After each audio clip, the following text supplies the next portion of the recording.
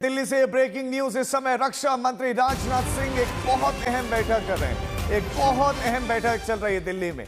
पाकिस्तान के साथ जारी तनाव के बीच में यह मीटिंग हो रही है और इस बैठक में सीडीएस, सेना प्रमुख, navy chief, vice air chief और रक्षा सचिव बताया जा रहा है कि मौजूद हैं। साउथ ब्लॉक में इस समय यह बैठक चल रही है।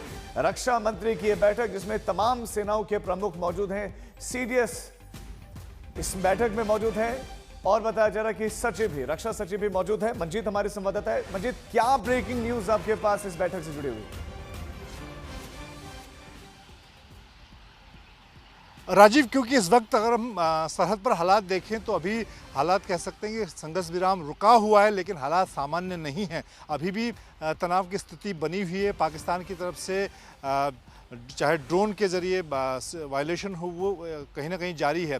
तो इस तरह से, और भारत ने जिस तरह से खुद प्रधानमंत्री नरेंद्र मोदी ने राष्ट्र के नाम संबोधन में ये कहा कि अभी ये अल्प विराम है ऑपरेशन सिंदूर 2 का, आतंकवादियों पर, पाकिस्तान पर अभी भारत भरोसा करने की स्थिति में नहीं है।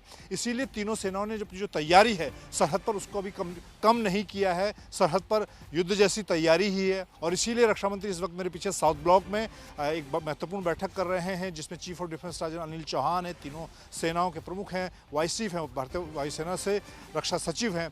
तो ये एक तरह से तैयारी का जायजा है सरहद पर, चाहे ज़मीनी सरहद हो, हवाई सरहद हो या समुद्री मोर्चे पर, किस तरह से पाकिस्तान की किसी भी हरकत पर नज़र तीनों सेनाएं रख रही हैं, उसकी जानकारी रक्षा मंत्री खुद ले रहे हैं।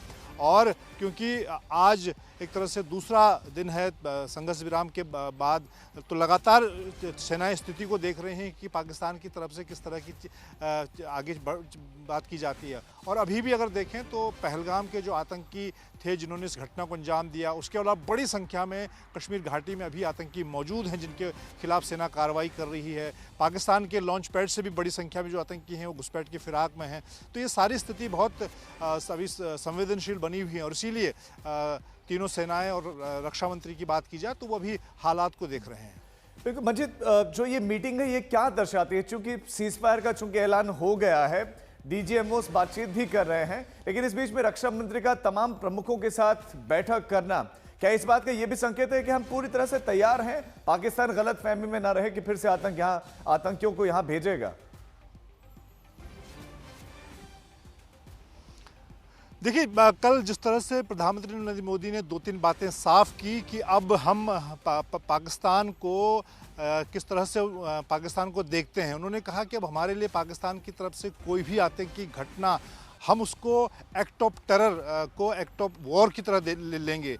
दूसरी बात, उन्होंने कहा कि सिंदूर अब हमारे लिए न्यू नॉर्मल है, यानी कि सिंदूर के तहत जिस तरह से भारतीय सेनाओं ने पाकिस्तान में आतंकी संगठनों के खिलाफ कार्रवाई की और जवाबी हमले में पाकिस्तान की सेना पर भी कार्रवाई की, तो अब पाकिस्तान के साथ सामान्य हालत नहीं है। पाकिस्तान पुराने जैसा पड़ोसी नहीं रहा। अब पाकिस्तान को हम एक दुश्मन देश की तरह, पूरी तरह से दुश्मन देश की तरह ट्रीट कर रहे हैं।